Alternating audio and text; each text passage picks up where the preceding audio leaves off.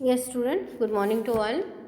And today, in part third of direct and indirect speech, we will discuss about the imperative sentence. Imperative sentence. What are imperative sentence? Do you know imperative sentence? कभी आपने सुने हैं? देखिए इसमें what are important imperative sentence. I will discuss in short. The reporting verb changes into order, command, request, advise, ask, prohibit, forbid, etc. according to the concept of the reported speech. इसमें देखिए जहाँ भी आपको sentence आपको order से related लगता है या कमांड से रिलेटेड लगता है, रिक्वेस्ट आती है उसमें या एडवाइस आती है, तो उसमें देखिए चेंजेस अलग होते हैं. जब हम इसको रिपोर्टेड स्पीच में बदलते हैं तो वो अलग तरह से चेंज होता है, इसका कॉन्सेप्ट बिल्कुल अलग होता है. वो किस तरह से होता है देखिए. रिपोर्टिंग स्पीच की क्रिया से के स्थान पर ऑर्डर आ जाता है. क्या लिखा हुआ आता है? ऑर्डर आता है, कमांड आता है, रिक्वेस्ट आ सकता है. वो according to the situation of the या condition of the sentence. Sentence की कंडीशन क्या है, इसकी सिचुएशन क्या है, उस पर डिपेंड करती है ये चीज़. तो ऑर्डर है, कमांड है, रिक्वेस्ट है, एडवाइस जो है इसके अकॉर्डिंग जो है बदल जाते हैं. ठीक है ना. से की जगह क्या जाता है या सेट की जगह क्या जाता है, ऑर्डर या कमांड, रिक्वेस्ट जो भी है वो आ जाता है word. Link word to is use. Underline कर लीजिए, it is very important. To का यूज़ होता है, दैट नहीं लगता है, ध्यान रखना. And in negative sentence not to. ठीक है ना. टू नॉट नहीं, नॉट टू इज यूज अगर नेगेटिव सेंस है. We don't use not with prohibit and forbid.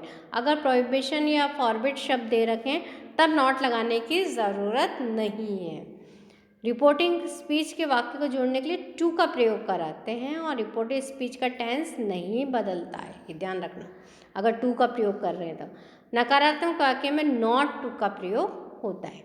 अब इसमें देखिए एग्जाम्पल दे रखे हैं, एग्जाम्पल से आपको चीज़ क्लियर हो जाएगी. First example is he said to me please help me. अब इसमें देखो प्लीज़ का आ रहा है, भाव आ रहा है, तो ये कौन सा हो जाएगा? भाव किस तरह का भाव है? रिक्वेस्ट का है ना. तो we may use the word request. तो क्या हो जाएगा? सैड टू की जगह क्या हो जाएगा? He requested me. Link word क्या यूज में लेना है? टू. टू लेना ही है. To help him. Simple. Please वगैरह जो भी है ये शब्द सारे हट जाएंगे. ठीक है. Next sentence is mother sad don't play with bad boys. अब यहाँ पे तो सलाह ही दे रही है ना. पहले भाव के समझना पड़ेगा हमको, पहले सेंटेंस के भाव को समझना पड़ेगा इस तरह के सेंटेंस में, इम्पेरेटिव सेंटेंस करते समय, है ना. तो क्या हो गया? मदर एडवाइज्ड अस. अब ये अस क्यों आ गया? यस, प्लूरल है इसलिए अस आ गया. एडवाइज्ड अस नॉट टू, क्योंकि ये नेगेटिव सेंस है. देखिए डू नॉट आ रखा है, नेगेटिव सेंस आ रहा है ना, तो इसलिए हम नॉट टू, हमारी पहली कंडीशन थी नॉट टू लगेगा. Not to play with bad boys. ठीक है ना. एक सिंपल सेंटेंस में फिर इसको बदल देना है हमको. Next is he said to me get out. Get out ये ऑर्डर दे रही है, जो भी दे रहा है. He ordered me to. Link verb जुड़ेगा, टू लगेगा ही. To get out. Okay. Next the teacher said to the boys don't make a noise. अब इसको हम दो तरह से बना सकते हैं. देखिए क्योंकि नेगेटिव सेंस आ रहा है इसमें तो नॉट टू लगेगा एक में. तो the teacher asked the boys not to make a noise. फिर है द टीचर फॉरबिड. अभी हमने ऊपर बात करी थी, रूल्स जब इसके पढ़े थे, अगर फॉरबिड वर्ड लगा देते फिर नॉट की ज़रूरत हमको नहीं है. तो फिर वो सेंटेंस किस तरह से बनेगा? The teacher forbid the boys to make a noise. ठीक है. नेक्स्ट देखिए इसमें use of let in imperatives. अब देखिए लेट का प्रयोग, it is very very important. एक सेंटेंस ज़रूर आता है इससे रिलेटेड लेट का यूज़ करते हुए. लेट का यूज़ कहाँ करते हैं? परमिशन के लिए, सजेशन के लिए और प्रपोजल के लिए. देखिए कैसे. When we change such sentences into indirect, the reporting verb changes into request, suggest और पर्पज़. ठीक है ना.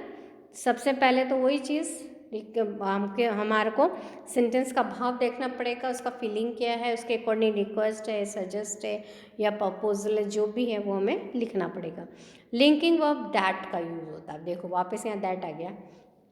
when let is used for permission we can also use to as a link word. वो कैसे होएगा देखिए, should is used in place of let. केवल और केवल किसका प्रयोग होता है, should का प्रयोग होता है, ये ध्यान रखना.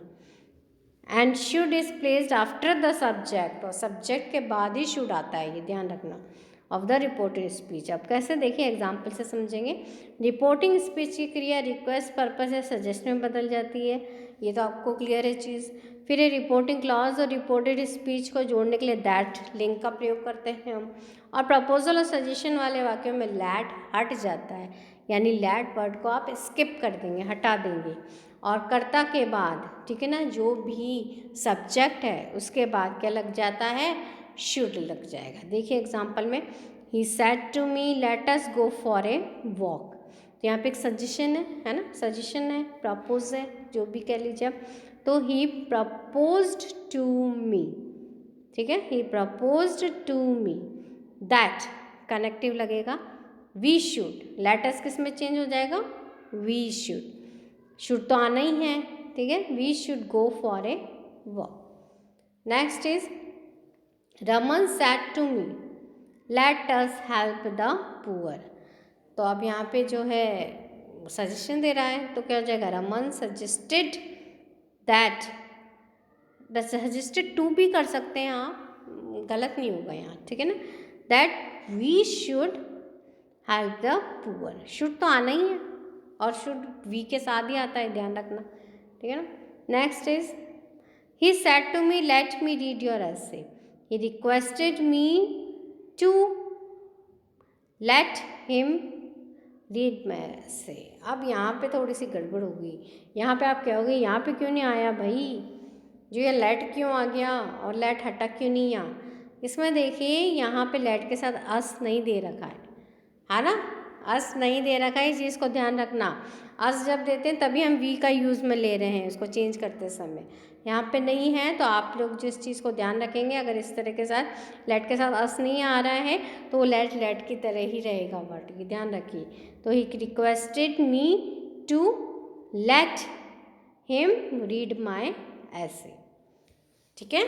तो इस तरह से देखिए आपको लेटस हो तब तो उनको उसको विश में चेंज कर देना है इंडायरेक्ट बनाते समय, और खाली लेट हो, ठीक है ना, उसके साथ अस नहीं दिया हुआ तो लेट ही वर्ड रहेगा और एज इट इज सेंटेंस आ जाएगा, ठीक है.